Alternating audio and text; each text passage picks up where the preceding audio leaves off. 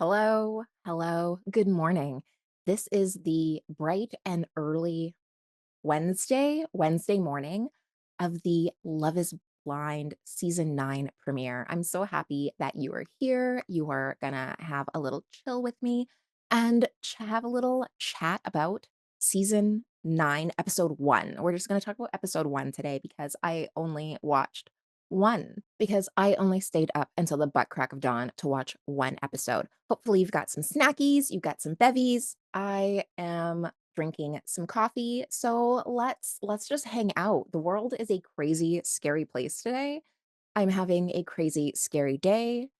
If you want to, you can just sit back and listen. I'm going to share my screen and we're going to look at some videos while we talk about my plethora of notes. This season, I have to kind of admit, a little bit of a slow start. I don't know where we're going with all of these couples, but this was a very interesting take on a new kind of Love is Blind tempo, if I could call it that. We meet them, of course, in the beginning. They are always talking about kind of their dream love, what they want to do, what they are looking for in a partner, what they're looking for in a partner.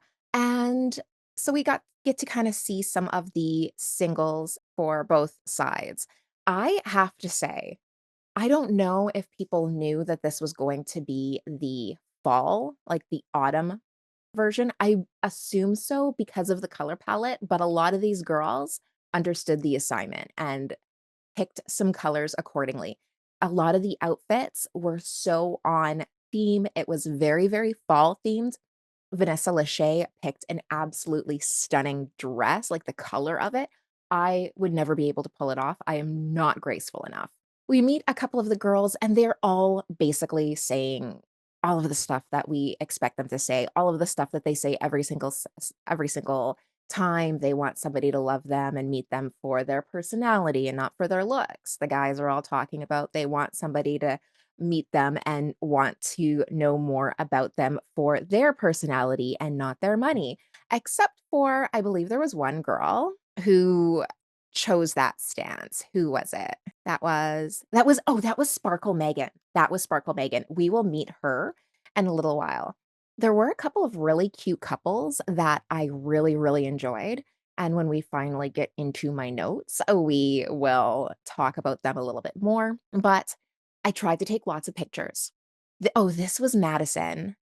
I really enjoyed her, super bubbly personality. She has, I don't think they say what it is in episode 1, but she has a rare degenerative eye disease that may result in her going blind at some point.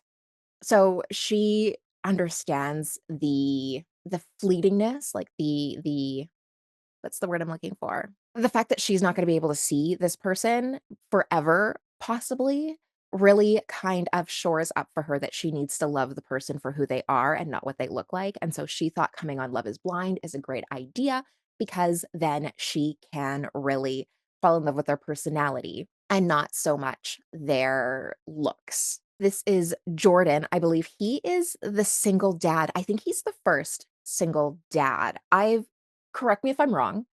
I have seen all of the seasons. I have been here since season 1, and yes, I am also holding out for the next Cam and Lauren.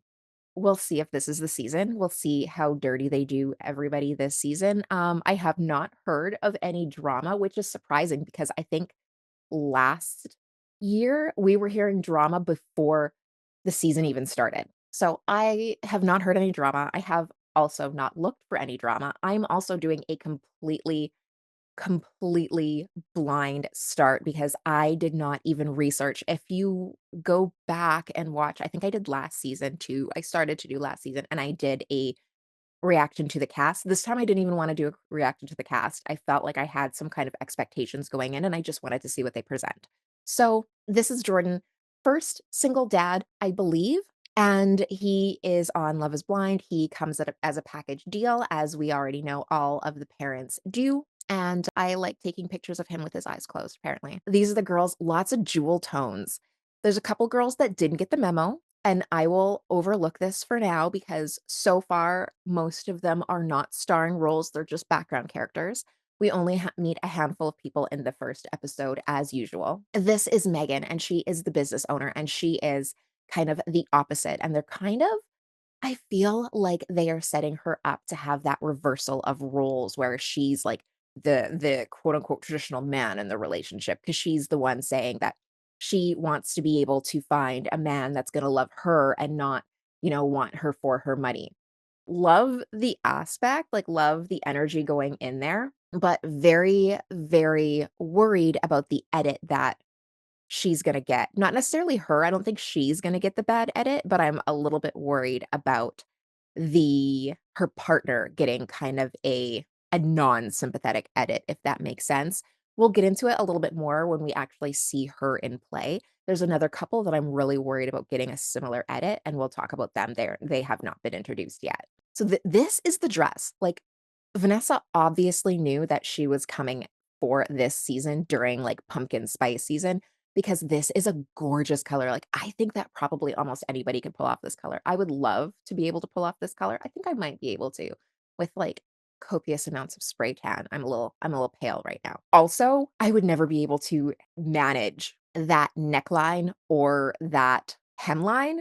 I would literally be a walking wardrobe malfunction just waiting to happen.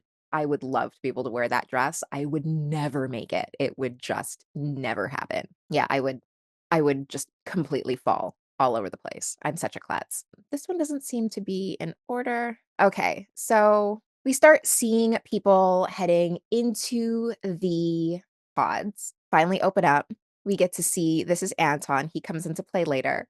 Rohan, I liked him. We didn't see too much of him, but he we got to see a really cute joke that I absolutely loved. He's saying, they're like, "Rohan, how do you spell that?" And he's like, "K," and she just totally I can't even remember who was it that he was meeting with, totally got thrown off. She's like, "K, loved it.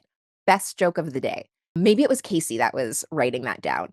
Liked her as well. She's a hair and makeup artist, and we actually get to see her in this first relationship. Again, just a little bit of Casey talks about how she hasn't really had too much luck in the romance department. I believe she's only had one long-term relationship. And it was with her high school sweetheart, and they were together for like 10 years, and then she said that she didn't say what happened to them, but she has said that she's never been in a relationship that she wasn't cheated on, so that's how I assume they broke up. But she seems just super authentic, super genuine, and I hope that she does make it a little bit farther. I have a little bit of mixed feelings here because this is the first matching we really get to dive into, and it's her and Patrick. And they really kind of have this let's see, what does my note say? They had a really, really cute date. He was talking about how he used to play basketball in college, university, and she was saying that they both love to travel. Her sister is a Korean pop idol.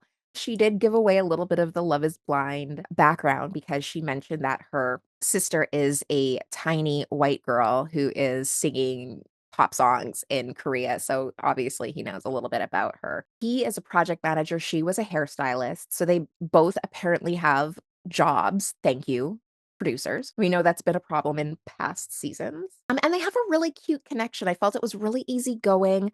I immediately started to ship them until I saw the next relationship, but I think that that is more me projecting onto the next relationship. So I'm going to kind of try to reserve my opinion of the next little throuple. So we get to learn a little bit more about Patrick. And we find out that Patrick grew up in Connecticut. He was the only Asian guy in his school, in his friend group. So he always had a little bit of a problem feeling like an outsider, which is something that I can kind of sympathize with. I guess there's not a huge Asian community where he was, or he just wasn't necessarily like a part of it in his everyday life. And it always kinda made him feel a little bit weird. He talks a little bit about how did he frame it? The uncomfortability in interracial dating. So he doesn't specifically say if it's something that he's uncomfortable with or his family's uncomfortable with or he's found projected onto him by people he's tried to date. He does talk about how he's only dated white girls, and when he meets Anna, he finds that she has only met or she's only had the chance to date white guys. And they both kind of, through conversation, realize that it's just kind of for I don't wanna say lack of other options, but it was almost like that's just what's most plentiful. Like, if you are looking for a partner and you're looking for somebody that kind of vibes with you, it's just the chances are they are not Asian because she grew up in the same kind of situation. Her parents were born overseas, they immigrated in, and now they are here, and so they do kind of start to connect on this, and they feel like they're almost the same person. They have the same upbringing, they kind of talk about the Spider-Man meme where you're pointing at each other, and I really fell in love with them. I fell in love with them because they bonded over this similar grow up, this, like, upbringing, the similar lifestyle where they were coming up, and I feel like that's such a solid foundation, especially when you are a minority and you grow up and you don't really have a whole lot of people that share your culture. I experienced that growing up as well, where I'm in Canada, so we don't really have a huge Black population in any given place, and every single time I was in school, there was, like, maybe 3 of us in the entire school, and so it's kind of and so while that into itself is not necessarily a hardship, it's also something that not everybody can feel familiar with. It's a pretty unique situation where you are the only kind of person that looks like you, and in your growing up, and it's kind of an interesting perspective. So I do love that they kind of bonded over that, and I do love that they both had so many different things that they can build a foundation on. I do want to say a couple of comments. There are a lot of tattoos this season, and I am feeling it. I love all the tattoos. I love that it to me, it just seems like these are people who are a little bit more apt to self-expression, and they are more likely to be able to be unapologetically themselves rather than characters. So I'm really hoping that we have some unique personalities this year or this season, and I don't mean somebody that's, like, big and scandalous. I really mean just people who are authentically themselves, and I do feel like we get to see that. Granted, we only get to see what the producers show us, so a lot of it is going to be editing, but I'm still hoping that not they're able to give us some more personalities than just the general cookie cutter stereotypical molds that we often get. Now, Patrick also mentions that he has a middle name. He didn't used to have a middle name, but his parents split up when he was young, and then his mom remarried, and so he took his new dad adopted him, and he took his new dad's last name, but he kept his original dad's middle name. And I thought that was really interesting because generally you can't get adopted unless parental rights have been lost. And I'm wondering if his biological father passed away. Because if he's going to keep his name, it's not like there was some kind of abandonment. So I'm curious. I'm really interested to know, is it just me? Like, am I just looking for drama, like where I don't get to see any? Like I'm not entitled to this drama. But I'm just wondering how he kept a relationship intact and still got adopted by another father, because I don't think you can have, like, 2 fathers. I don't know, maybe it was an informal adoption, but you can't get, like, legally adopted when you already have a dad. So it will be really interesting, like, did his dad give up parental rights, or did his dad pass away? Anna is also she is hilarious. She is so bubbly. She does seem really unique. She does kind of seem pretty confident and in her own element. She talks about how she's pretty non-traditional and how her parents are kind of shocked by her, and I do love that for her. I love that she does come off very much as unapologetically herself without being brash and offensive and abrasive. I really do like that. I'm really excited to see how she evolves from here, whether they end up together or not. We do get to see her interact with someone else, They are setting up all of the drama. We get to see Anna with Blake. My notes here say that they were cute, but they didn't give off the same spark as Anna and Patrick. Anna and Patrick really came off as kind of more twin flames. They came off like more like I don't wanna say the same person because it's not like they were the same person, but they just had so much more in common. Now, again, we're only seeing a little tiny piece of their overall relationship, but still, I didn't ship them as much as I shipped Anna and Patrick. Yeah, it says they just didn't really have the same spark. Another thing that I noticed is that they went with a little bit of an older crowd this time. A lot of the people we're seeing are in their late 20s and 30s, and I like that. I feel like that kind of age group bordering on 30, like getting out there, living a little bit of life and getting into the messy dating scene a little bit so that you kind of know what you're interested in and what you're not interested in and what your non-negotiables are. I think that that is a better time to go on to Love is Blind because I'm hoping I'm don't let me eat my words. I'm hoping that people are just more ready for this kind of commitment and ready and not on here for clout, you know? Not like we have had a couple of problems with clout chasers in the last few seasons. Okay, so Anna and Blake, they got along cute. They were fine, not the same spark. And Blake kind of talks in his confessional about how his grandma basically told him, it's time. It's time for you to get serious. It's time for you to get into a relationship, put work aside, and actually get down to business. And so he was like, well, if grandma says so, maybe I should. We see Blake with Megan, Sparkle Megan. She was the one talking about the money in the beginning, and they were okay. She was the business owner. They talk a little bit. She used to be in, I think, oil and gas, and now she's going into more of a kind of healthcare, health hacking, bioengineering, something like that. It's an okay first date, but it wasn't great. I didn't get a great vibe off of it. It seems like there was that easy flowing conversation that they were both laughing, but I didn't feel the sparkle with them. Megan's next date and which I also think should have been her last, was with Mike. Mike's 37, though he doesn't tell her that, she's 33, and he's a real estate investor. I really like these 2 for each other because I feel like they have the same kind of drive, the same kind of vibe, the same kind of values and motivation that of what they wanna do in life. I feel like they're both really driven people. And I feel like they will be able to more align with each other's, like, lives and businesses and schedules. Like, when you're an entrepreneur, it takes so much of your life, and if you do not have a partner with that same kind of drive and motivation and understanding, that it's going to take a huge, huge impact on your relationship, especially if you're female. I'm sorry, I'm not trying to be sexist, but it just does. I don't know why. Call it patriarchy. It just does. But yeah, I really like these two. They had such easy banter. They spoke the same language. They matched each other's vibe. She does say when she's talking to Mike that she is into traditional gender roles. And that is something that is a little bit of a red flag to me because that's one of those things where I'm really hoping she is not falling into a role with him.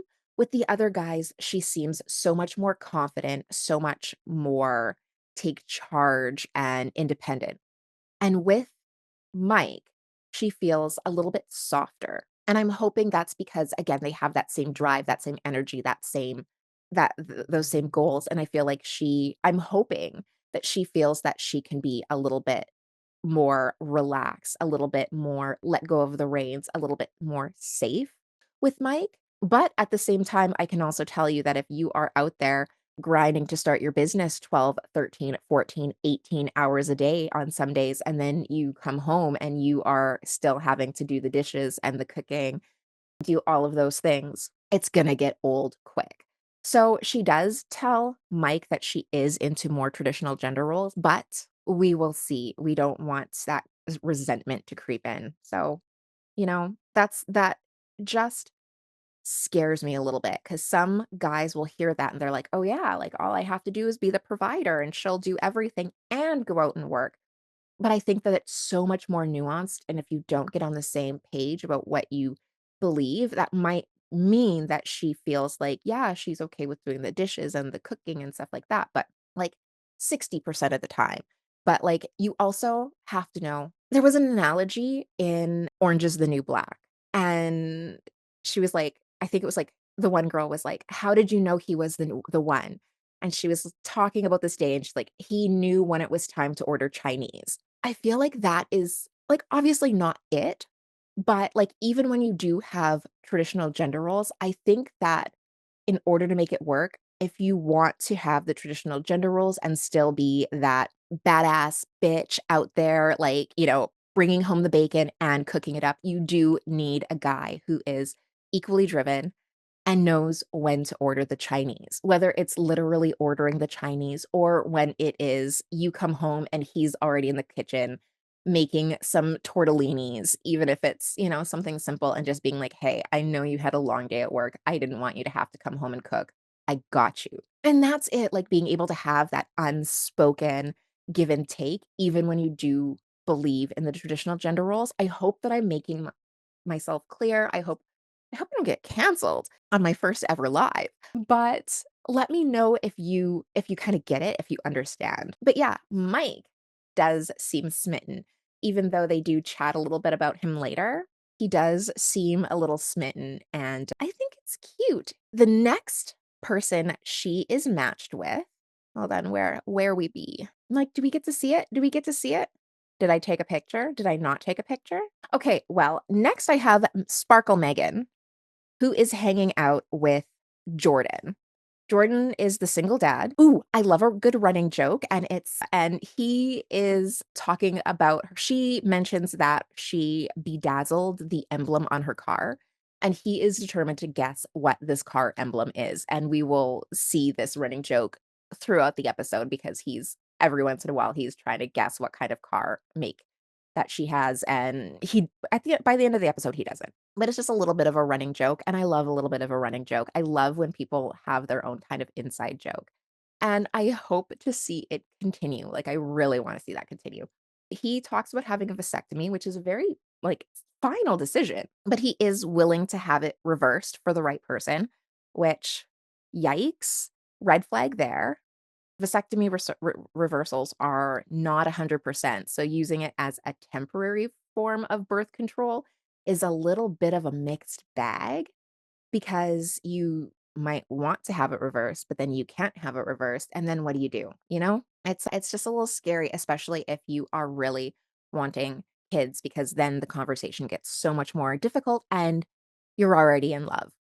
So, I don't have the stats, I'm not gonna pull them up, but vasectomies are meant to be permanent in most as it is my understanding, and even though that you can, in theory, reverse them, you it's not 100%, it's not like taking out an IUD or going off of birth control. So, that makes me a little bit nervous for Megan, who does seem like she's ready to settle down and have a family. I'm worried that that will be a deal breaker for her. But again, she's gonna marry Mike. Not in my mind, I've already shipped them together, they're already gonna be together. So, I'm not going to be too worried about that. They talk a lot about how that will their aesthetics match because he drives a Kia and he thinks that she is just a lot more type A lot more driven. She comes off more type A, more driven.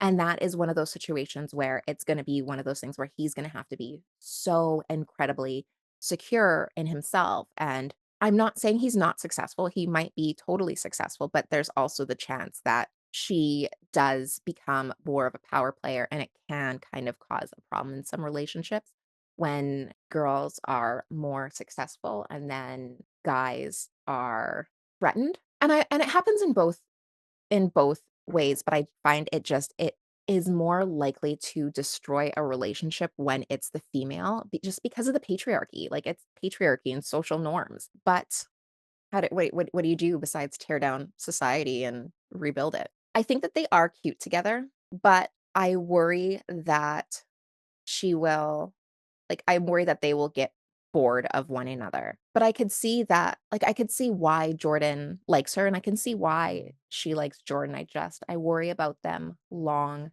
term. But yeah, I think that she would be a good mother to Luca, his son.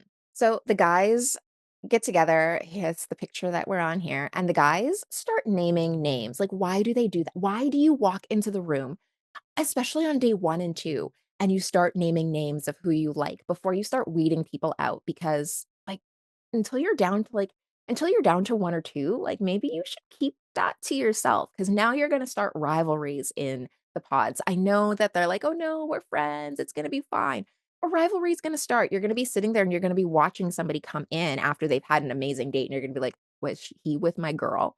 And vice versa, same with the girls. The girls also start comparing notes, and they start talking about how they feel Mike might be a player. I hope that Megan is confident and secure enough to be able to understand that different people can play different roles with others. So I got the impression that Mike was pretty genuine, but he might not have been genuine with everyone, you know what I mean? Like, he might have gotten that Megan hit his vibe, they had the same vibe, whereas maybe others were just flirty banter. We got the obligatory scenes where they are showing that there is plenty of food provided because, lawsuits. And yeah, the girls are getting to know each other. They're getting to socialize, and we meet Ali. I am a huge fan of Ali. She is a nurse, and I think I wrote down somewhere that she reminds me of a tea party, like, with pinky fingers up. She's just so soft-spoken and dainty. I really liked her. She's very, very girly. I wish I could be as dainty and girly as she is. I'm not. She has so Allie is dating Anton, and I love these 2 together. He seems so chill, also very laid back, very soft-spoken, but he has this kind of stoic, strong sense to him. They both seem so authentic. They both seem like the conversation is so easy.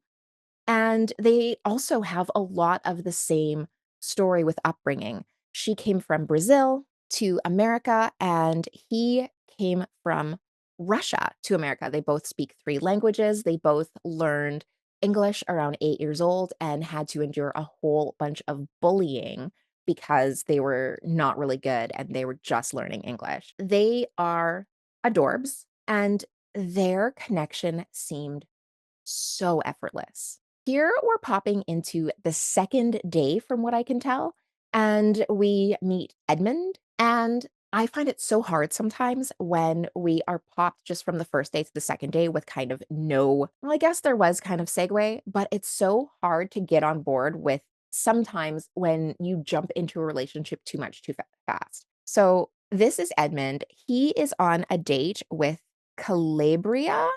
Calabria were, and they do seem awesome together.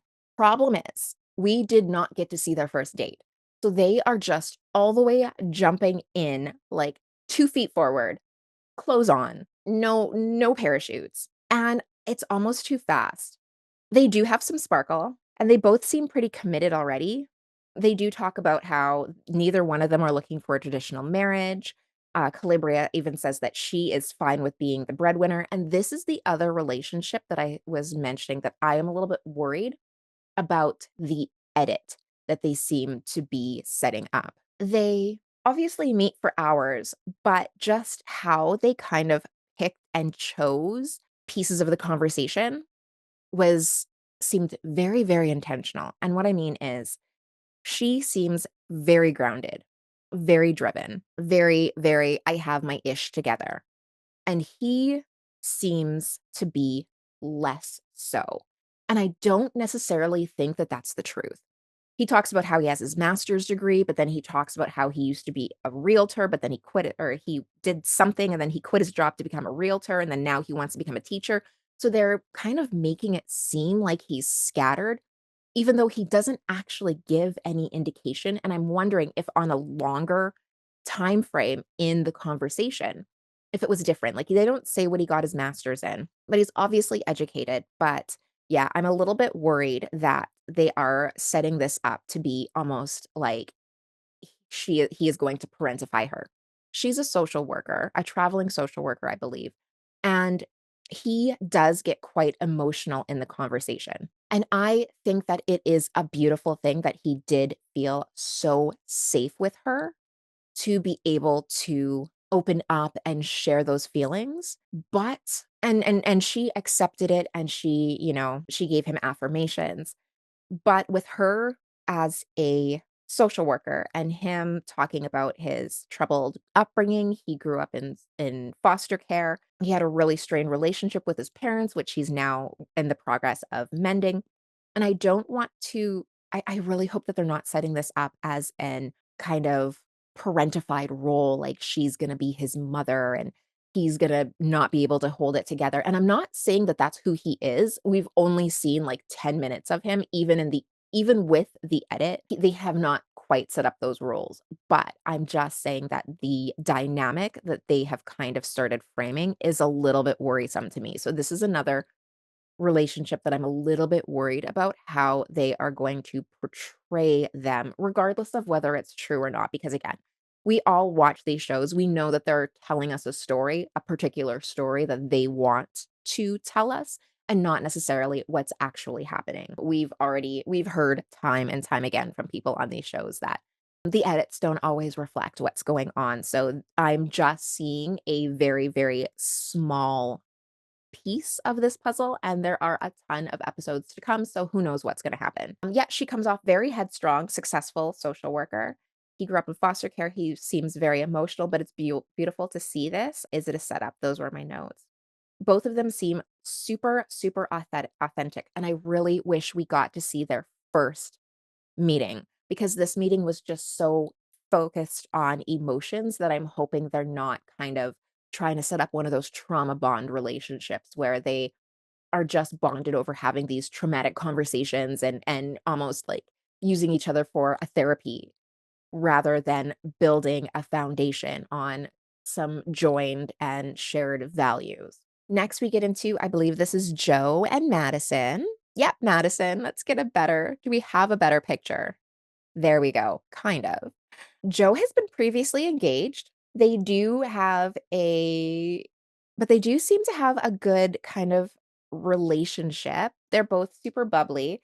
They're talking about their first date and what they would do on their first, like, real life date, and she says she wants to go to karaoke and go and get snackies from 7-Eleven. We are gonna be besties. That is my girl, because there's nothing better than going and running and getting late night snackies, lime flaming hot Cheetos, totally down. He wants to go to a speakeasy after that, which I'm like, "Alright, whatever." So, they do seem cute and fun and easygoing, but they don't quite seem to be on the same page. If you are a 7-Eleven midnight snackies kind of person, and he is a speakeasy kind of person, there is some misalignment there. So we get to see Anton and Alini again, and they are being cute as ever. But she had a dream about him that he was in jail, and she was with his mom waiting for him to get out, and she still hadn't seen him. He's like, "Great, now you're putting me in jail." And she drops the L bomb. She says that she is in love with him. So obviously, this is sometime in the future. This cannot possibly be day two, but they always have to have, as soon as possible, a proposal. So, I'm sure that they are just the least problematic couple so far. Maybe they are just one of the couples that, honed in on each other on day 1 and there was no messy thruples. But yeah, there doesn't seem to be a whole lot of drama in this episode at all. But he says that he loves her too. He did kind of accept. I like how he did it because at first I thought he was just going to be like, "Thank you so much." But he was like, "Thank you. I appreciate you saying that." And then he returned it. So it was really nice how he did it because like even though I thought maybe he was going to leave her out to dry at first, he accepted it and then he did say it again almost unforced rather than be like, "I love you too," and like, "Do you, or are you just saying it because I said it?" So, love these 2. He proposes, and it does seem too fast though, like I said, I'm sure that this is like day 10 and they just didn't have anything interesting really happen because now we're probably not gonna see anything of them until they start going away, and their time in the pods was just unproblematic and, not dampened by anyone else. but it just seemed so fast, like, we only got 1 segment with them, and then now they're proposing. So, yeah, I don't know if the season's gonna be rushed or maybe there's just lots of drama later. Maybe last season they just had too much time in the pods. I don't know. This second day just seems so rushed to me. Everybody, like, jumping so far in time in these relationships. I feel like it was a little bit fast. I woulda liked to see a little bit more. Let's see. Too fast. She is so adorable and, yeah, reminds me of a tea party with pinkies up. That is what she reminds me of. So, I did love how everybody was watching. I think this is Casey, I don't remember her name, and she was just, like, giving her on the treadmill, and I will admit that she did look super graceful. I would never look that graceful. I'd be like, "On a treadmill?" And all the girls are just like, "How?" And that would be me as well. This has nothing to do with anything, but she deserved some recognition for this scene. Jordan is in the men's lounge and he's looking at pictures of his son and he's getting super emotional. And then they throw him in with Sparkle Megan. And again, I think that these two are cute together. I don't think that they are the strongest match for each other. But it is one of those situations where if this is happening in the sequence and as quickly as they are portraying it to happen, then it does seem like a little bit of emotional manipulation. He's sitting there, he's checking out pictures of his son, he's all emotional, and then they immediately throw him in with Megan, who's also emotional. I assume that the producers did their homework this season and they know everything about them both. So now they know that Luca has type 1 diabetes and Megan's dad had type 1 diabetes. And so now they can trauma bond over though that difficulty, which, yeah, I get how hard it would be to be away from his son, especially when his son does have this challenging condition. And it's a daily struggle to have such a little guy have to have all of those needles. Like that would absolutely be heartbreaking. She still keeps coming off confident, independent, strong.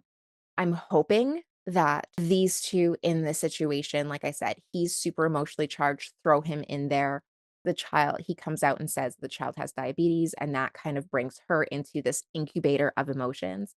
And I'm really hoping that I'm not projecting the trauma bonding onto them, but we've seen in past seasons how often this happens. And we've also seen in past seasons how horribly it works out. He's still trying to guess her car type. I love that though. Megan does have doubts because she is admitting that her and Jordan's values do not quite align as she would hope they do. And she does feel like she aligns a little bit better with Mike, who we get to see her with next. She can really see a future. She can see them building an empire together. And I do like them for each other. And when they banter, she does seem to sparkle. It does. She very much does. And then we see her again with Blake. Megan seems to like Blake the best so far. He also lost his dad to liver failure. Now she starts to talk about how she lost her father as well to diabetes. And he talks about how he has regrets about not being as close to his father as he would have liked to been. I do like how they can be so vulnerable with each other, but in this one there was no banter again. There wasn't that banter. It was just a very emotional date. They both have a lot of issues around their fathers and their fathers passing, and that's not necessarily a bad thing, not what I'm trying to say at all. But again, it's sometimes you just worry about these pressure cookers of emotions, and if people are mistaking the emotions for love sometimes, being able to having to be that strong, independent woman day in, day out, and now all of a sudden you have a chance to just let your guard down and be honest and authentic and vulnerable with somebody. And sometimes that is so nice, but you're missing all of those other elements that are needed to build a long-standing relationship. So hopefully it is not more trauma bonding. Hopefully that she feels that she can also be vulnerable with Mike, because obviously if she can't be vulnerable with Mike, it won't work. But again, I don't have a horse in this race, but I have already obviously picked my favorite couples. We wrap up with a cliffhanger, of course, and I think that was the first picture. Is it the first picture? Let's go all the way back to the beginning. No, where is our picture of the reveal of Allie and Anton? And they are They show the ring, not crazy about the ring. Not ring shaming, I'm sure that that is I was thinking about that because I was like, "I don't want people to think I'm ring shaming." And I was thinking about how difficult it must be to pick the ring for somebody that you don't really know very well. Like, you haven't seen them, so you don't see their aesthetic. So you don't really know what they would wear. It seemed like a very, very, very or like yellow gold, and you don't know if they're more of a platinum person or if they're a solitaire person. This was like a halo ring. I think that that would be so hard. Like, obviously, I already sympathize with men who are going out and trying to purchase a ring, but at least in real life, you assumedly have their best friends that you can just ask and be like, "Hey, you wanna go shopping with me? I'm trying to buy a ring." Obviously, don't tell her. Because I feel like girls all kind of, like, have their, like, 2 to 3 best friends, and they're like, "Listen, when he calls" you don't even have to be in a relationship, but there comes a point where you're like, "Okay, I'm ready to take that next move, so when he calls you, this is what I want. I want an emerald cup, 5 carats." Obviously, I'm joking, you know? Cobalt cobalt band, emerald. And, they will know your crazy style, and they will tell him, and then when he shows him what they're actually wanting, there can be like, "Yeah," or "No." But, yeah, all girls have a friend who they've told them what their dream ring looks like, and that is the friend that you have to call when you are ready to pick things out. So, that's that. I will be watching episode 2 today. Maybe tomorrow I can actually go live. I tried to go live, but my channel didn't let me, so we recorded this. So we'll see. I might go live, I might record. Who knows? Life's a journey. Please, if you enjoyed hanging out with me and chatting about Love is Blind, hit the subscribe button. I will see you hopefully tomorrow. Let's do a tomorrow video, yeah. And let me know what you think of the couples down below. At some point, I'm going to what we might have to go through and actually look at the people in the on the list, like, what might we might have to do the cast reveal and actually go back and see if people are who we thought they were and see who we're missing out on, but yeah, I am interesting. This season seems to be a lot slower than last season, past seasons. It seems to be less troublesome. We don't seem to have a villain coming forth yet, but again, first episode. But yeah, I'll see you soon. See you in the next one, and have yourself a great day.